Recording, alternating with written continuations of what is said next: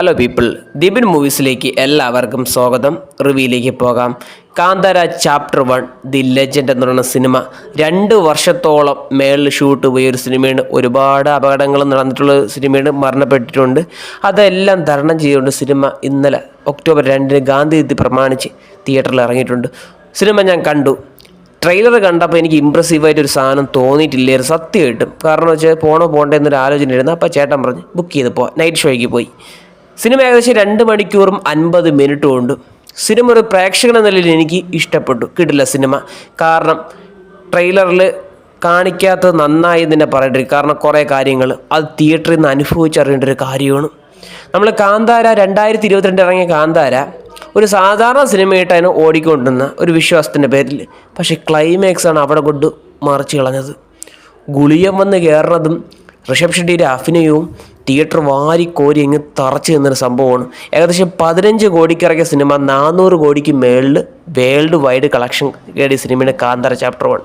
പക്ഷെ ഇവിടെ വരുമ്പം പ്രതീക്ഷ കൂടും. അറിയാമല്ലോ, ഗുളിയനായിട്ടാണെന്ന് എല്ലാവർക്കും അറിയാം. ഫസ്റ്റ് ഹാഫ് എങ്ങനെ പോകുമെന്ന് എല്ലാവർക്കും അറിയാം. അതേപോലെ തന്നെയാണ് പോയത്. ലാഗുണ്ട് അത്യാവശ്യം. പക്ഷേ സിനിമയുടെ മേക്കിങ്ങും സിനിമാറ്റോഗ്രാഫി, ആക്ഷൻസ്, കോമഡി എല്ലാം കൊണ്ടും പിടിച്ചേർന്നു. ഇൻ്റർവ്യൂവിൽ സെറ്റാണ്.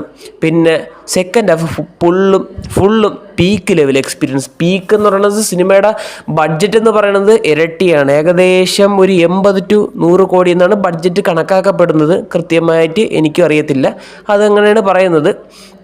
അപ്പം പീക്ക് ലെവൽ എക്സ്പീരിയൻസ് 150 രൂപ തിയേറ്ററിൽ കൊണ്ട് ഈടാക്കി കഴിഞ്ഞാൽ തിരിച്ച് സന്തോഷത്തോടെ ഫെസ്റ്റിവലായിട്ട് ആഘോഷിക്കാൻ പറ്റുന്ന സിനിമയാണ് കാന്താര.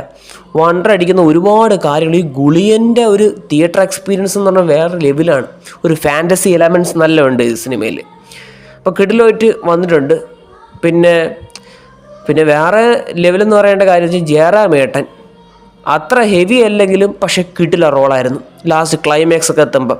കാരണം വെച്ചാൽ ഇതുവരെ വന്ന സിനിമയിൽ നല്ല ഭേദപ്പെട്ട ഒരു കിടിലം റോളാണ് അദ്ദേഹത്തിൻ്റെ കയ്യിൽ എത്തിപ്പെട്ടത്. അപ്പോൾ അദ്ദേഹം കിടിലം പീക്ക് ലെവൽ കാണിച്ചിട്ടുണ്ട്. അദ്ദേഹം എന്താണ് ആരാണെന്ന് അതിലും കാണിച്ചിട്ടുണ്ട്. അപ്പോൾ അതും സന്തോഷപരമായിട്ടുള്ള കാര്യമാണ് അദ്ദേഹത്തിൻ്റെ ഒരു പെർഫോമൻസ് എന്നാണ്. പക്ഷേ ആക്ഷൻ സീക്വൻസ് സെക്കൻഡ് ഭാഗത്തിലുള്ള എല്ലാം ഗംഭീരമാണ്. വിഷ്വൽ എഫക്ട്സ് ഒക്കെ വാരി പൊളിച്ചിട്ടുണ്ട്. നിങ്ങൾ ഒരു വിഷ്വൽ ട്രീറ്റ്മെൻറ്റ് സിനിമ തന്നെയാണ് കാന്താര. തിയേറ്ററിൽ ഓളവും വിളിയും ഇതൊക്കെ തന്നെയായിരുന്നു.